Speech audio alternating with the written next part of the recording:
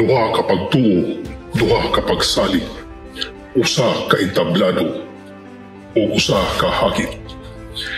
Kinsa ang nagkukot sa kamatuoran, kinsa ang nagbarog sa lig-on nga pundasyon.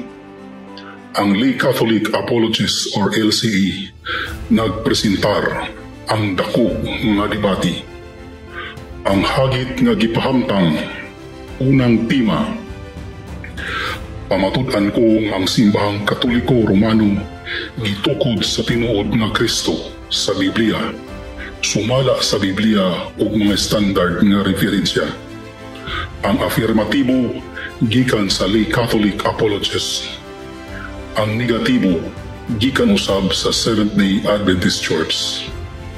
Ang ikaduhang tema, pamatud-an ko nga ang Seventh-day Adventist mao ang tinuod nga simbahan sa kinaiya, mga ilhanan o doktrina, sumala sa Biblia o mga standard nga referensya. Ang afirmatibo, Seventh-day Adventist.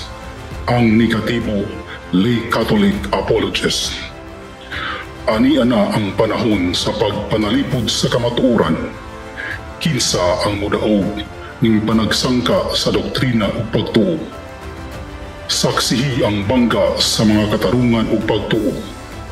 Ang pagsulay sa kaalam ug ang gahom sa kamatuoran. Karong Pitsa 4 sa Mayo tuig 2025, ang lokasyon Digos City. Pagpangandam alang sa dako nga debate sa pagtuo. Ang kamatuoran sulayan. Andam baka musaksi sa kasaysayan o masayod sa kamatuoran. Kinsa ang mulahutay, kinsa ang matumba. Ayaw si Piata.